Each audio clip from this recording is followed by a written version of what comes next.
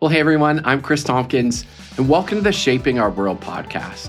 This show's all about young people and the world that they live in. Now, if you've been tracking with our show for a while, you know that we're heading into season 6. And something that's new for this season is that we're moving to video. So now, not only can you listen to it across the channels that you subscribe to, but you can also watch us on YouTube. And so many of you who are listening to this might be like, oh, let me go see. Now you get to see me. I don't know if that's a great thing or not, but you get to see our guests and you get to watch us interact and have these great conversations about how we inspire the young people that we live with and care about. And as we kick off season 6, I'm joined by Joel Hilchey, speaker, author, and culture builder whose work sits at the intersection of leadership and something we don't always take serious enough, fun. Joel's the author of 6.5 Habits of Highly Defective Bosses and Brain Sprouting. He's also the founder of Beanstalk Creative, an initiative rooted in the belief that leadership isn't about status or authority, but about connection and helping people feel like they matter. His work has taken him into schools, organizations, communities across the country, challenging the idea that fun somehow gets in the way of meaningful work. In our conversation today, we'll explore why reclaiming joy, play, and curiosity might actually be one of the most powerful leadership tools we have right now. Joel's refreshing approach to leadership invites us to think about fun and meaningful work all at the same time. I think you're going to love this conversation. So let's dive in and join our show. Joel, welcome to the show. It's great to have you with us today. Yeah, thanks, Chris. I'm looking forward to the chat. It'll be great. Yeah, and part of our tradition here, it's called the Shaping Our World podcast. We want to get into your bio a little more personally. Can you tell us what shaped your world when you were growing up? What were the big influences for you during childhood and into young adult life? Yeah, sure. So I grew up in a little town called St. Mary's in Ontario, a little town, 5,000 people and 3 traffic lights. They recently got a 4th. It was very exciting for them. But I grew up, I feel like a lot of kids in sort of semi-rural places. I was playing hockey. I played all the sports in town. But the big thing for me was actually music. My mom and dad put me in the children's choir growing up. And I guess I was about 3rd grade when I started. And it was a huge emotional lift for me at the time. Like I didn't want to go. I didn't want to go back. My mom dragged me kicking and screaming, crying to the audition, which was just with the music teacher at the local elementary school. But I ended up staying in that choir for that one for maybe 7 years or something, and it really shaped me socially.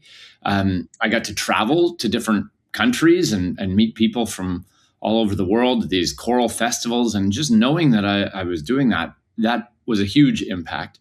But then personally as well, music became part of my life from there onwards. And I still am in a performing group, but all the way through university, I was studying engineering, but I was playing in a brass quintet for fun on the side and singing in a barbershop quartet.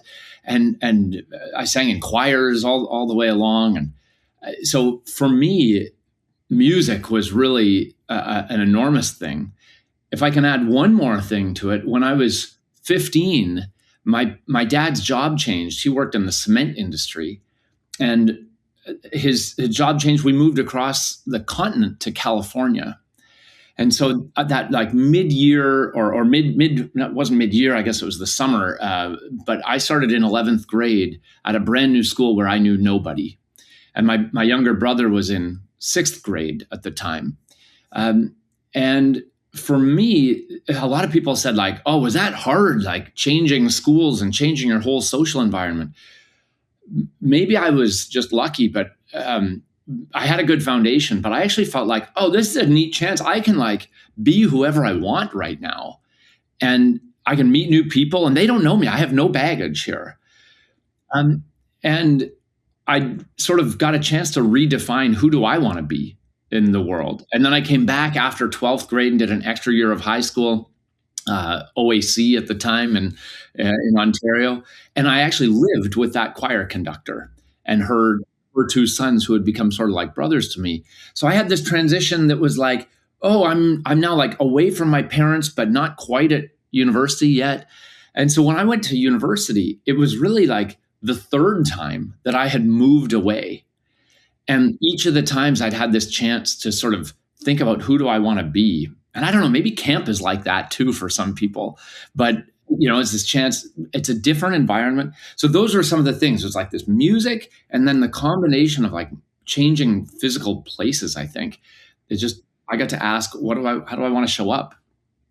Well, I know like you how much moving around when you're a kid. We moved every few years from when I was 5 years old to when I was probably 14 across the US, Australia, different places. So I know a little bit about what you're sharing. We did that about 8 times in that kind of span of time. So totally know what you're sharing and how that shapes you. So you mentioned a little bit about like how music has stayed with you, but what shapes your world today? Like beyond your professional work, like help us know what do you do for fun? Help us get to know Joel a little bit. Yeah, sure. So um, I I am self-employed, and that is I started in the training and development world about 20 years ago after quickly realizing that engineering degree was awesome, but it led to doing database work, and I wasn't really that into databases. Turns out,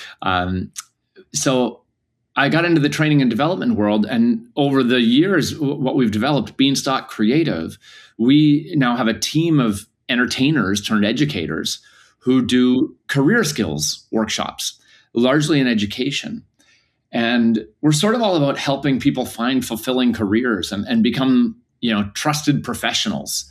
Um, and so that's like the professional side.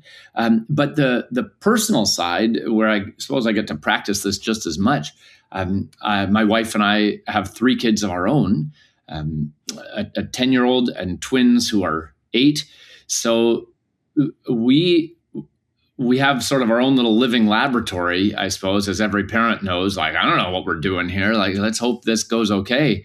The kids had been at a Montessori school. It wasn't working well for them, and so now my wife is homeschooling our 3 kids, and as well as 2 other kids from our community. And so around home, what does it look like day to day? When I'm not on the road speaking or doing training, I'm kind of around home, and I see this like little community of young students, my kids, and our community, and that is a really dominant factor. It's a lot of our conversation day to day. What's it like? How are things going here? We're that much closer to the school experience. Well, you're probably in line with a lot of our listeners who are here because they're like, yeah, how are we figuring this parenting thing out and what's going on? And we're all doing it together. I tell people the best part about hosting this podcast, and Roz, who's our producer, is listening too. We take notes all the time. We're like, oh, that's really good. That's helpful because we're all trying to figure this thing out together, which is again why we do this and why you're here today. So I am intrigued with like your professional journey because it's really nonlinear. Like you, as you mentioned, you started in engineering, into teaching, and now add in juggling, singing, and now you've turned it into this organization that helps leaders create magnetic culture, educates teachers, and facilitates them in fun learning experiences for students. So, like, I want to get back to like the impetus of all this. Like, was there a moment when you realized fun was not just like a hobby and actually could be something of a professional focus? Yeah, I got involved in high school, not high school, university. So high school, I'd always been performing. I had a little juggling act through university that I would take. Some people bring their guitar. I bring my juggling balls to coffee houses and talent shows and things. And I realized I could make people laugh. So that was the first thing. Then I also got involved with a group called Engineers Without Borders, which really was, they had a chapter at McMaster University where I went, but it was really founded on the belief that like engineers could solve problems that matter in the world. And I thought that was really meaningful. And one of the things they did was they went out to high schools and did these presentations on water issues and food issues.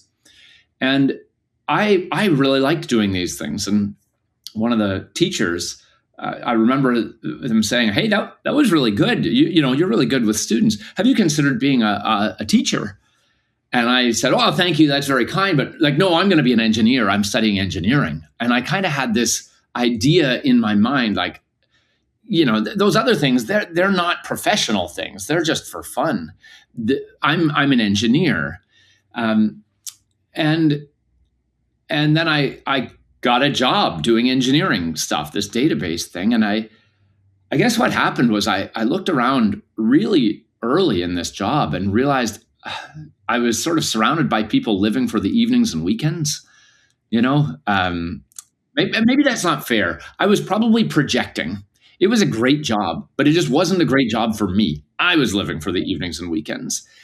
And it didn't take long, but I sort of said, "Oh, I don't know if this is the right place. Like, is this what I was working towards through school?" And I think it's, you can't blame people. One of the things we try to share now is like, I think people don't know what they like until they try it. Like people ask me, "Well, what do you care about? What do you like to do?" I remember being in a job interview once and they said, "So, what do you like?" And it's like, "Well, I'm an engineer. I like the detail work of things." Well, it doesn't take long with a database to figure out, I don't like the detail work of things. No, I like the idea of a database that does a lot of awesome stuff, but that's not me. I'm not the one who's like making it. Oh gosh. So, that was a moment for me in retrospect. But what actually happened was that I was living at a friend's house and I sort of borrowing her car in the first few weeks of this job that I had out of university. And I got asked to do a presentation at a student leadership conference on behalf of Engineers Without Borders. Actually, we talk about these extracurricular things we do that have so much impact on us. For me, this is one of them. And another speaker, another trainer guy at that conference came and said, "That was really good. Have you considered speaking professionally?" I said, "You can speak professionally? That's a thing?" Turns out there's this whole world of training and development. People who are basically teachers, but who work in the corporate world, not in the classroom, so to speak. And he said, "I think you could do it. You're really engaging with this." And we talked about it. And this sounds awesome. I remember asking a friend and myself one day in university. It was like, how everybody gets stressed around presentations? I wish there were a job I could do where I just got paid to do presentations. Like, I don't get stressed at all with that. Yeah, I love being on stage and I think I'm good at it. And I didn't realize that that's a thing. So the answer is basically a week after that presentation, I went back and looked around the office. It was a really bad day for commuting. It was like a 2-hour commute on 3 buses in the rain. And I looked around and thought, I don't want to be here. And in a very poorly thought out decision, I typed up my resignation letter. So it made a total of 4 weeks that I had been on the job in the corporate world, which isn't even really true. I was on vacation for one of the weeks, Chris. It was just really obvious to me, I don't want to, this is not my skill set. And already I had been thinking, maybe I should go back to grad school. I like learning. I just want to learn about these specific things. This isn't really the answer of how did I integrate fun in what I do? But this is the short professional story of I made it into the training world because I made a poorly thought out choice. And my parents, as you can imagine, were thrilled. They were like, I said, "Listen, right, you quit your job?" I said, "No, it's okay. I'm living like a student. I'm fine in my basement, apartment here. And I can always take a serving job if this doesn't work out." My mom said, "A serving job? Joel, you have an engineering degree." I said, "No, but it's fine if it enables me to get to what I want to do. And I want to make sure I don't disparage anyone with serving jobs because that's an awesome career for a lot of people."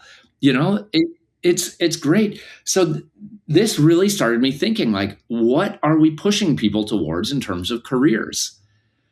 And it's not that I didn't value my engineering degree. In fact, I loved it. I still think like an engineer, but a thing that nobody really asked me, Chris, was like, what problem do you want to solve in the world?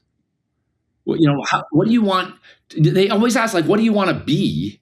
But they never asked, like, what do you want to do? How do you want to contribute?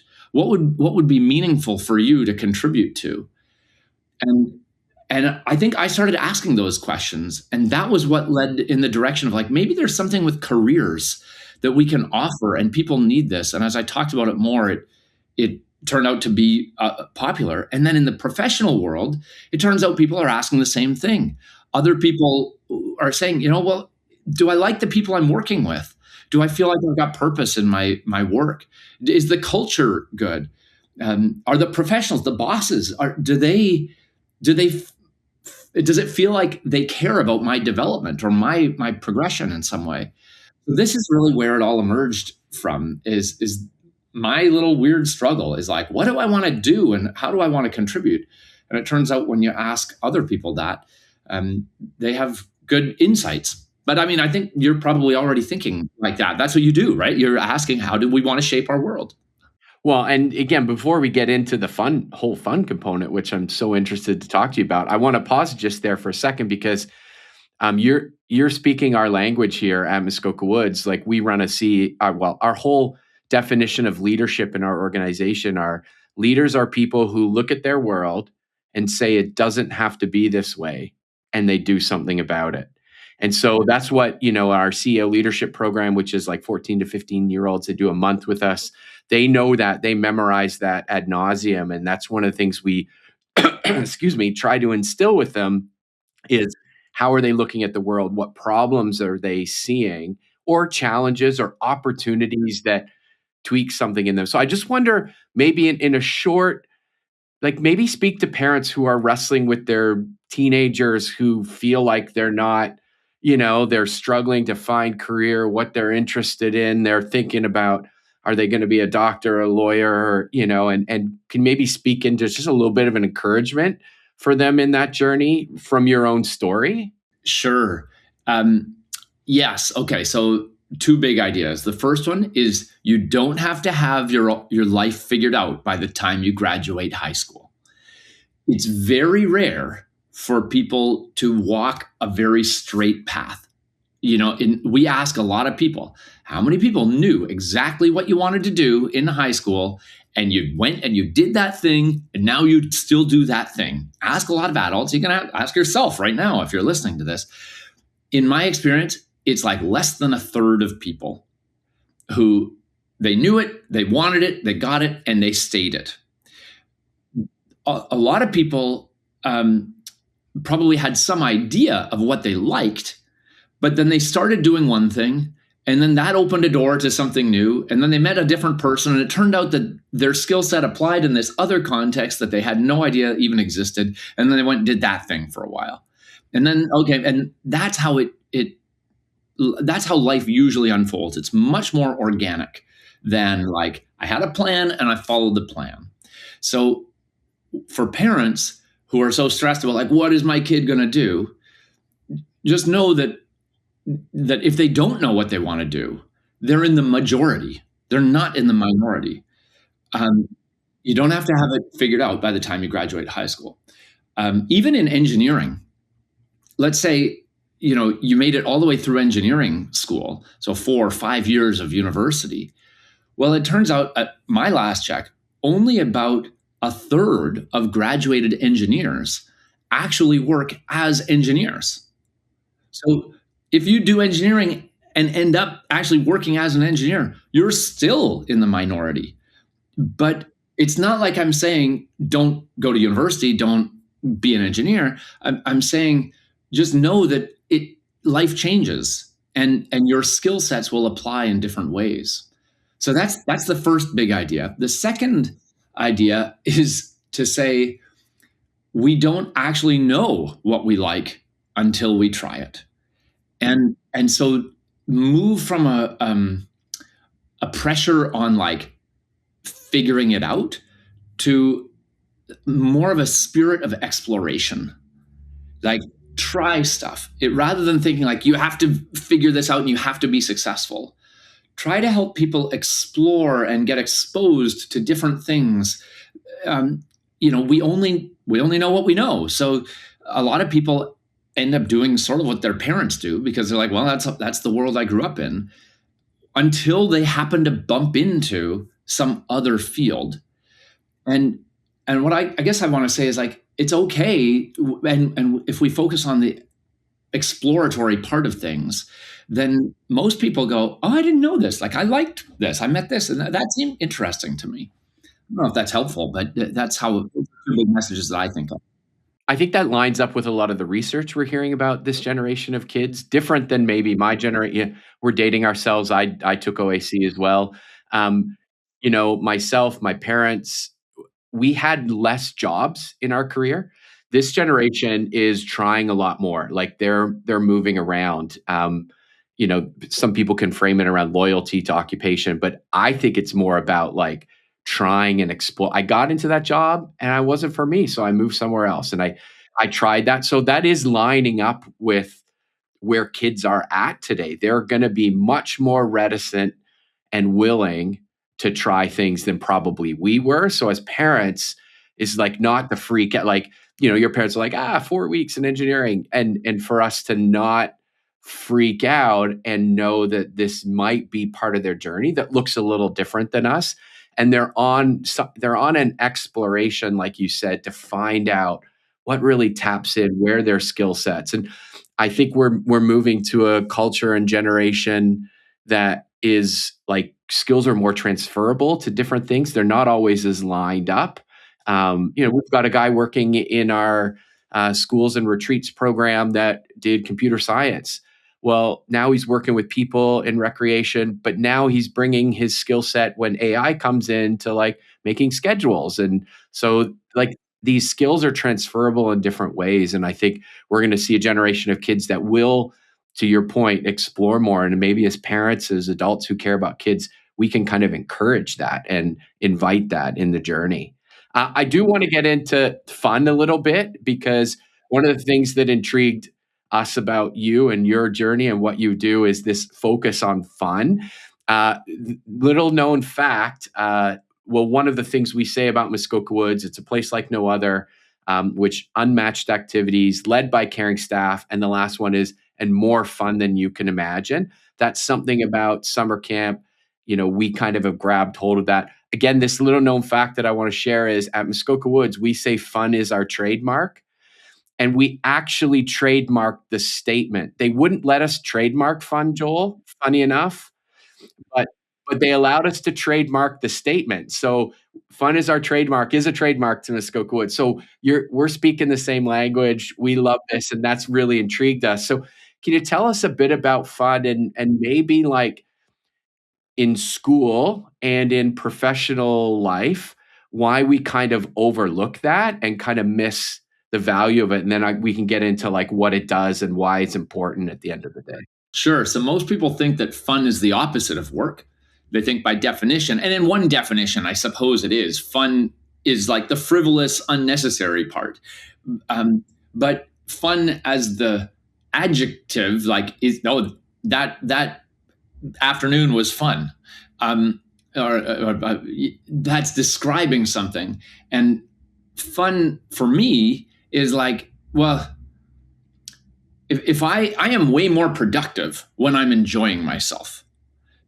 And I have seen people like be incredibly motivated by like, oh, that's just fun to do, like, I want to go and do that thing. It's purposeful, but it's also playful. The way I think about it is sort of this Venn diagram of fun and meaningful. And if things are only meaningful, then it's sort of heavy and overwhelming. If things are only fun, then it's sort of frivolous and empty. But if you find the magic area in the middle, fun and meaningful, or as I call it, fiendingful, fun. I don't actually call it fiendingful, but I, that's a word I should trademark that. But to me, that area, if you in that little Venn diagram overlap, is the magic spot because this is where we're intrinsically motivated, we're creative, we're purposeful, but also playful in how we approach things. We're more collaborative when we're having fun, right? Humans, we play, we joke, we laugh, we're social. We're more open minded. We're more resilient.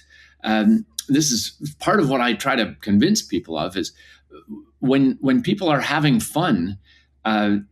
This is like an undervalued, undertapped resource, and it's often very low cost as well. It so there are techniques for how to do it, but think about it like when you're enjoying yourself, when you're having fun, you'll push through all kinds of obstacles to make something happen, right? We'll create obstacles just to push through them in games. That's what a game is. I'm going to make up some rules, and then I'm going to try to like outsmart the rules somehow. I Okay, so there's so many benefits. We learn better when we're playing. You can, if you don't like, if fun still sounds too frivolous, you could say, well, what about play? How could we bring an element of play into this stuff? There was some stat I saw. I'm going to misquote it, but it was something like it's been shown that to learn a new skill, it takes something like, I don't know, 400 repetitions, unless it's learned through play, in which case it takes 12. It was some like massive difference. I'm sure the stat is wrong, but it was on that order of magnitude. It's like 40 times faster to learn things through play. This is what kids do. This is how we all learn as kids. And then at some point, we think, no. The way to learn is to sit down and study a thing. Well, most people learn experientially. So it is true that as we get older, we have the capacity to focus for longer, and sometimes that means sitting down and thinking deeper about a thing. But also, if I'm laughing and enjoying myself, whatever that is, my brain is going to feel safer, and I'm gonna absorb more and make more connections, and so I learn better. Yeah, I mean, it's interesting because as you're saying that, I'm thinking about like there is this subtlety even inside of me that like the things that are really meaningful and make a difference, like they've got to be serious, like I gotta like really like don't distract me with that. Like now I'm doing the real serious stuff. And I was like, yeah, that where does that even come from? Because it is your point, if it's enjoyable, if there is some lightness and fun to it, even if it's really quote unquote serious or meaningful, I can I can put more into it. I can get more out of it. I'm lighter. I'm not as serious in my own demeanor. And so as you're saying that, I was like, oh yeah, where does that even come from? Like, why do I think that? And not, again, we don't have time to go through the anthropology or sociology of all of that. But I think that's just a really interesting thing that we see. You talked about them as Venn diagrams. We often see them like separate, like they're two separate circles. Like we have fun after work, right? And then we work. Right. Here's a neat little thing to notice, though, that everyone can maybe you are this person in your team. Have you ever been part of a team, Chris, where like in the discussion, there's often like a clown, like somebody who will make a comment at just the right moment, and it brings this little lighthearted moment, bit of levity to the situation. And I'm convinced now that this is like lubrication for the problem solving process, and even in conflict, if you can bring levity to like how we disagree, and often an ill-timed joke in a serious conflict is like maybe not going to go well, but gosh, wouldn't it be great if it did? Movies bring this up. It's like, oh, somebody slides in a line at just the right time. There was somebody on our team who was really good at this. He would often like make the meeting just more fun. And I noticed it. And I think, and after this person left, I noticed me trying to fill that role sometimes. I actually think there's a role, and most, have you noticed this before on your teams where often there's a person like, it's almost like it's Actually, helpful. Joel, every once in a while can be that person You get myself. to be the person. Yeah. I think we all can be. because we all recognize that sometimes that's really valuable for the group. It's a pleasant diversion from the serious task at hand, and that little mental lift helps us come back and dive in a little more with a little more vigor. Maybe I don't know. Yeah. Well, you speak to a lot of teachers too, and education's a space from your background. And I know with as parents, we think about our kids spend most of their hours in school as well. But we also have teachers that would might listen to this and others. Let's talk a little bit about education and fun. Like again, they're seemingly like now we got to get serious, move fun to the side. How, from your perspective, before we get into like practical, like how does fun transform the learning experience? I mean, I guess it's similar to what you're talking about with work or tasks, but can you kind of dive us into the classroom a little bit? Sure. So you can't learn if you're feeling threatened, right? If Mm, you feel threatened, your brain physiologically shuts down, and the emotional reactivity, the amygdala takes over, and the frontal cortex, that executive function part of the brain, shuts down. If we're feeling threatened, it's basically the fight, flight, freeze, or fawn response, and it yeah, says like, get out of here, or and prepare to do all your future analysis from a place of safety in the sycamore tree or whatever, yeah, and that's evolutionarily what's happening. So we need to create a space that's like, okay, I can be present. I feel safe. People talk about it, psychological safety. That's what it is. right. When people have that psychological safety, they engage better and they think better. Like they actually, use their brain better, the cognitive capacities. So that's what we need to create in the classroom. Unfortunately, a lot of people, including our own, have some trauma around school or school environment or even learning. My my daughter said last night, "Dad, stop trying to teach me something." I said, "No, I'm not trying to teach you something. Trying to explain this. That's what it is. You're trying to make me think about it, and that's what learning is. And you're trying to teach me." And she was like pushing back. It's like, oh my gosh, like uh, so. And she physiologically, like at that point, she like moved away from me. We're playing a game, right? And she like laid down on the couch, and she physiologically like shut down. Yeah, And if we're not having fun, that's what happens. But yeah, some people, it just looks like kind of silence. So a lot of people in classrooms are sitting there, they're not engaging, but shutting down is just silent and complying. yeah. So how do we bring fun into the education space? And I could see teachers going like, "I don't have time. We got learning to do." How do we do that in a way that helps us keep moving forward with the objectives that we have, but yet still brings some of that lightness, and doesn't feel threat like, how do we do that, appropriately? Gosh, it's a balance for sure, because we do have things to do. Maybe my big line is like, take your work seriously, but don't take yourself so seriously, right? Like, how do you show up? How do you connect with people? Think about the teachers that had the biggest impact on you.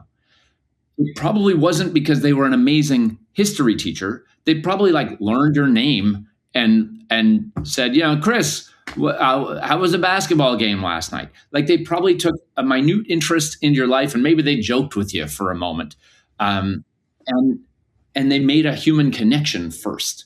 So I think our best teachers are the ones with whom we find a personal connection.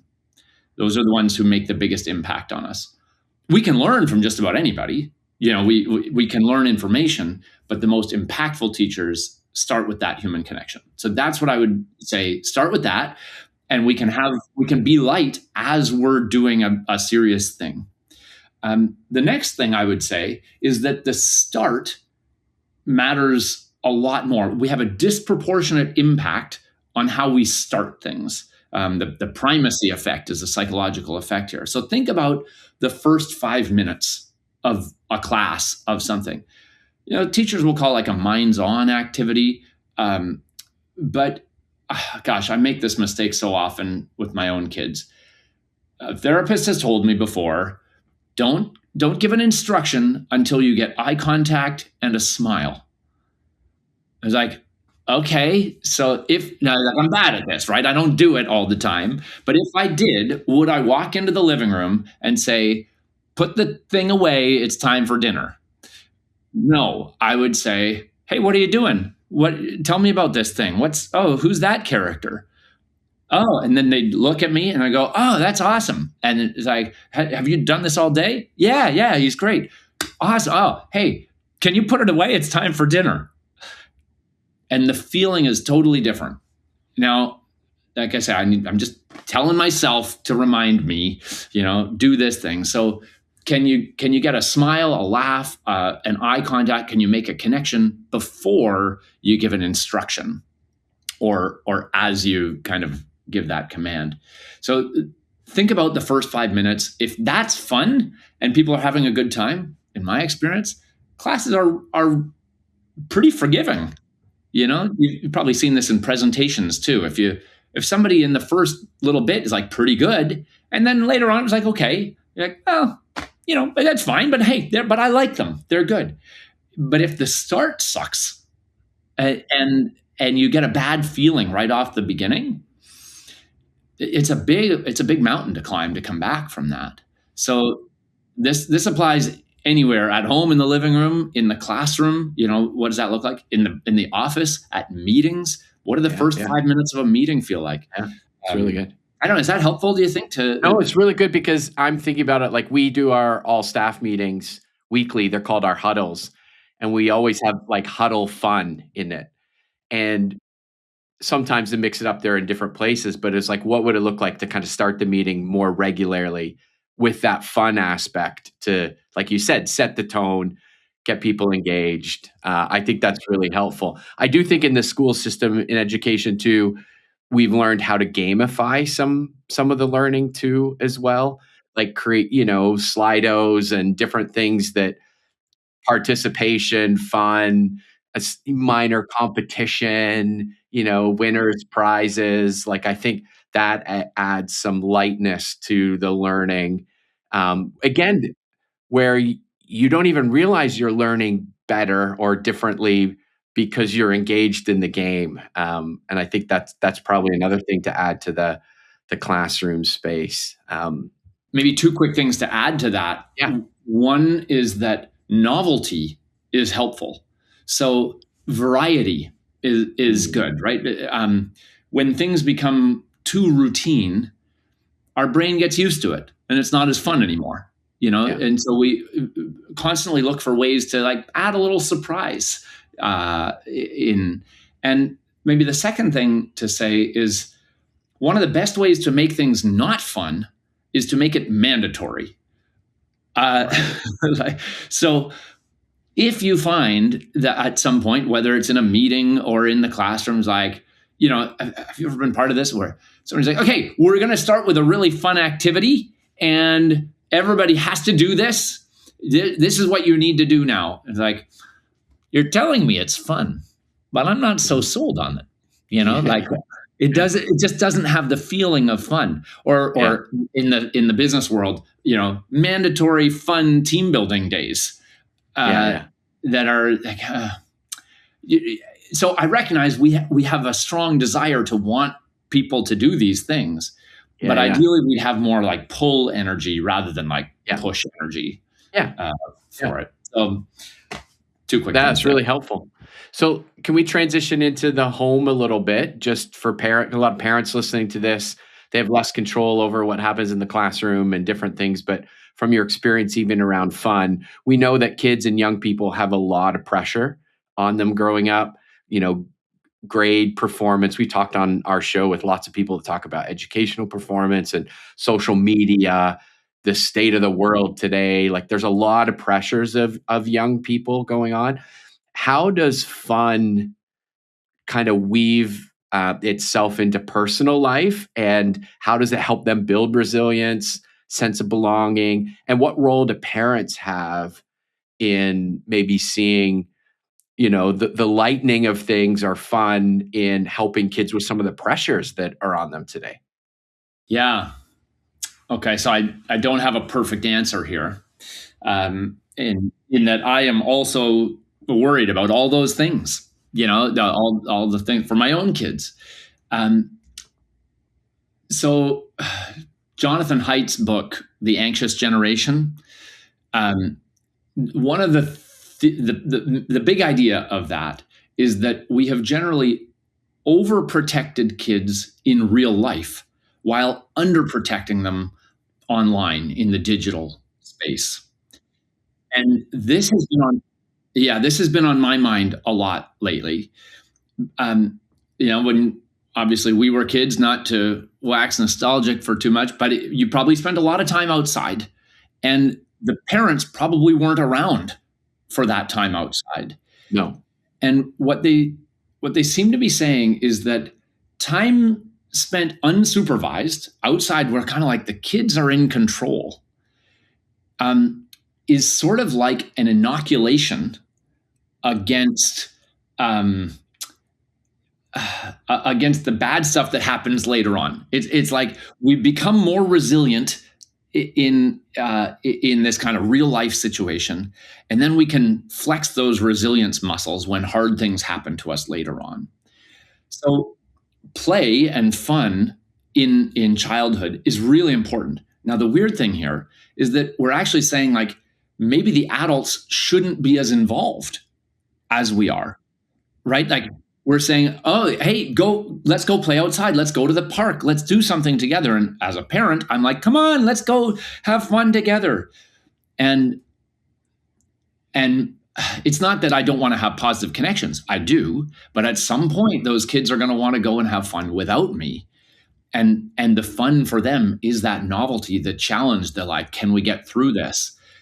And we hope that they've got the foundation to say, you can come and get us when there's a problem. Please come and tell us when there's something happening.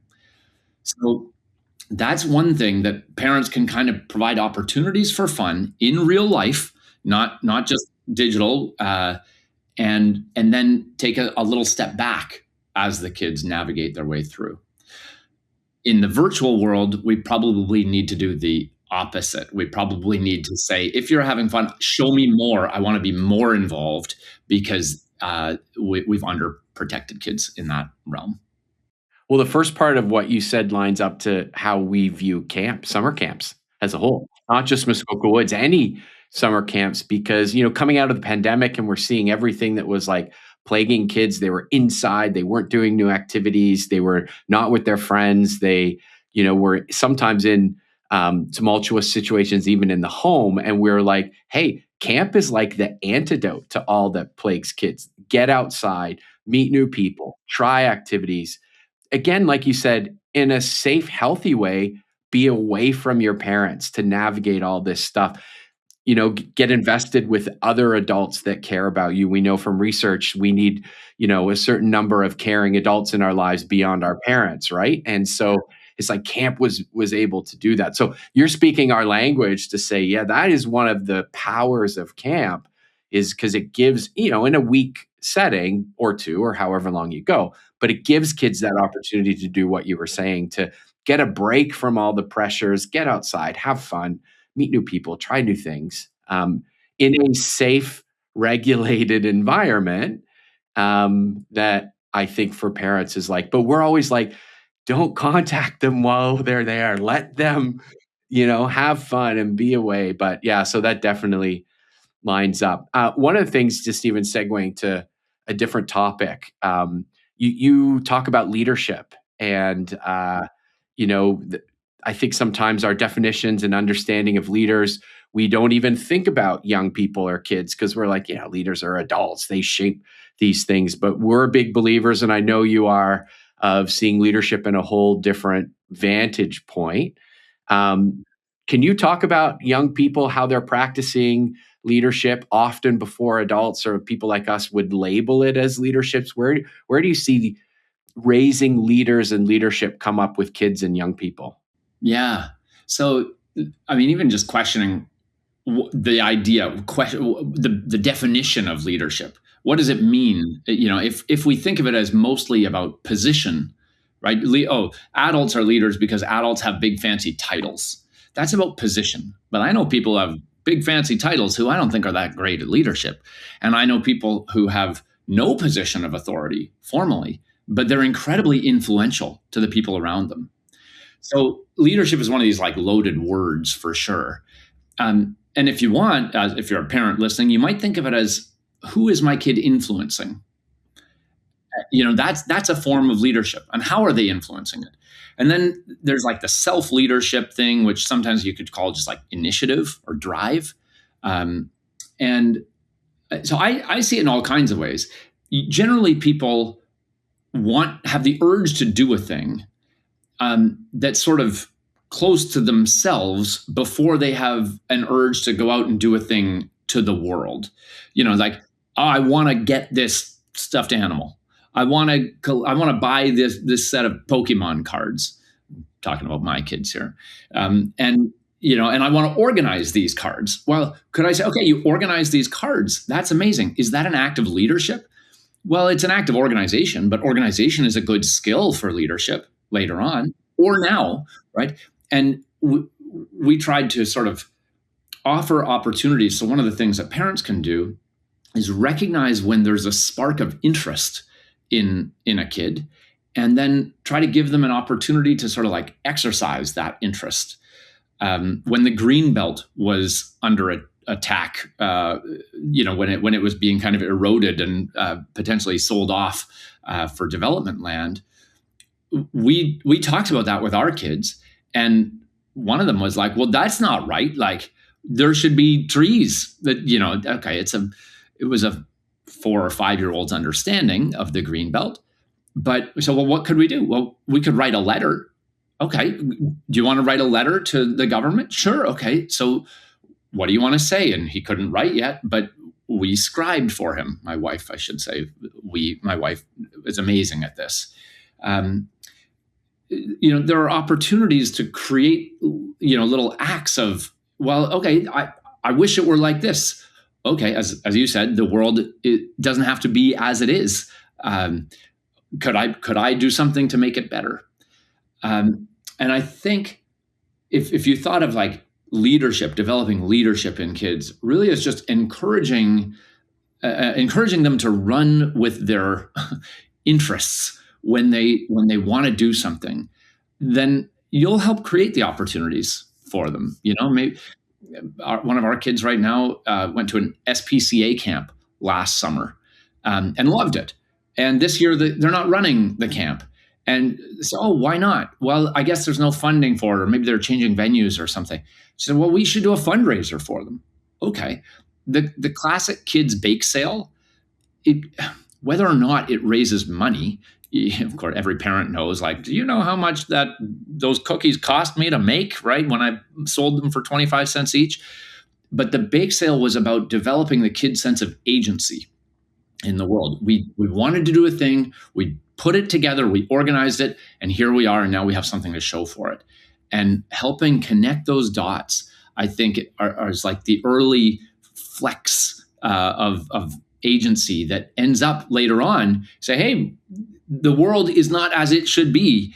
And I want to do this thing, and I need some other people to help me out. Like entrepreneurs and founders, I don't know that they particularly wanted to be leaders. They just wanted to do a thing and realized that they needed some other people to help get it done. Right. Yeah. Yeah. That's really good. We're just coming to near the end of our conversation, and there's been so much to think through. And I wonder just if kind of two short kind of ending questions. So in your books, you talk about culture as something leaders create, not inherit. What would you want to say to leaders about the culture we're creating? Again, whether you're 14 or 45 or older, around this idea of fun and meaningful, like what's your kind of encouragement to think about some of the things that are really important to you and in what kind of culture we're creating? Yeah. So my latest book is called The 6.5 Habits of Highly Defective Bosses, Serious Lessons for Accidental Managers. And oh yeah, it was a joy to write, honestly. And really, I was writing it for myself because I, like about 80% of people, stumbled into a position of leadership. I didn't. Okay, I guess I'm leading people now, And the most I sort of end the book with this idea that I stumbled into, but it really is about knowing your values. At one point, I wrote down like, how do I want my team to be?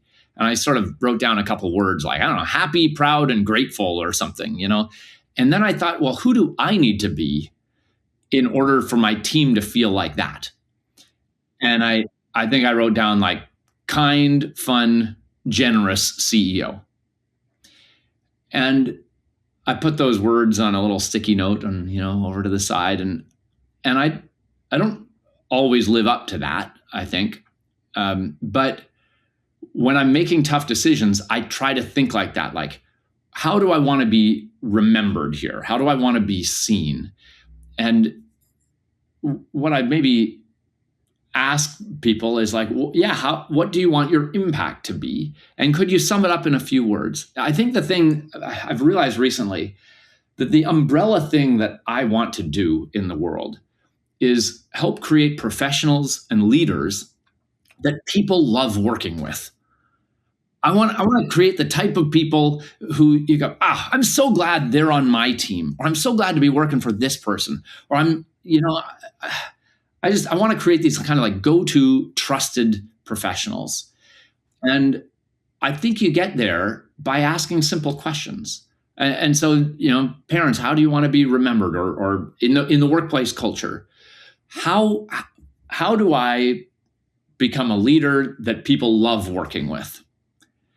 And maybe that's not the only way to show up. Maybe that's just my bias for like, that's what I want to create. Maybe some people want to be leaders that got more done despite being hated. I don't know, but like, that's not my target person, So ask that question, like, what would it look like right now to be the professional that people love working with? Are my actions building trust or breaking trust? Am I having enough fun while still taking the work seriously?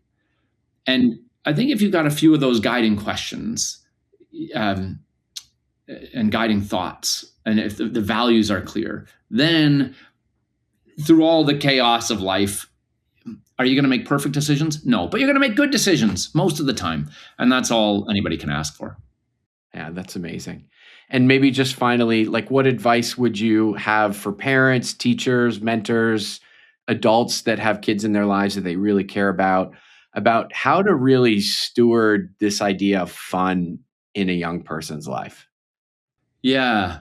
I guess I'd try to bring attention to the two things, those fun and meaningful things. Help people identify what they enjoy and help people identify what seems meaningful for them. Sometimes we're so close to our own values that it's hard to see them. It's hard to verbalize them. I don't know if anybody's ever said this to you, like the guy who said, "Hey, you're really good at this thing. Have you considered doing that?" Sometimes we need an outside perspective to help us identify, oh, this is a talent we have. And I think similarly, sometimes we actually need an outside perspective to tell us, hey, it seems like you really enjoy this. It seems like this is like really a sweet spot for you. Or it seems like you really care about this. And by other people reflecting it to us, it gives us a chance to internalize that and verbalize it a little bit more, or be a little more specific about who we are and what we care about. So that would be my advice for parents, I think, is use the phrase sounds like, or it seems like, or it looks like, and reflect back what you're seeing in that young person. Oh, it seems like you really care about this. It seems like you're really lit up when you work with this thing. It seems like you're really passionate about this idea. Oh, it seems like you really enjoyed helping that friend of yours. It's really good. I just will add a little anecdote for all of us parents in there. In order to do that, we kind of got to be paying attention. We kind of got to be looking and creating space to see that, to be able to speak into it. I know myself as a parent too, it's easy to go frantically through our day and miss that. And so my invitation to myself hearing that is, where am I creating space to actually notice those things about my daughter or the young people in my life, to because I can't speak into it if I don't see it, right? And so how do I create some space to be able to do that? So Hits in the middle right here, Chris. Yeah, absolutely. So as we say, we're all figuring this out together, and you, me, all of our listeners trying to make sense of our kids and the world they live in. That's why we do this. So, and thank you for being here today, for being in this conversation, Joel. Just maybe a quick thing, like if parents or teachers are listening to this and they want to know more about you and maybe even get you to come speak and all that, where can we find you? And encourage us on that. absolutely. My website, joelhilchey.com. That's the easiest one. If you want to try the free highly defective boss assessment, you can go to joelhilchey.com/bosses.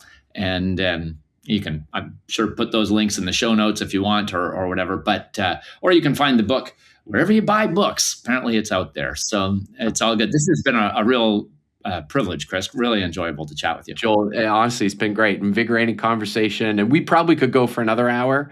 I'm sure of it, but maybe we'll have you on later at another date. But thanks for your time today. Really appreciate the conversation. You bet. Take care. Well, that's it for today's episode.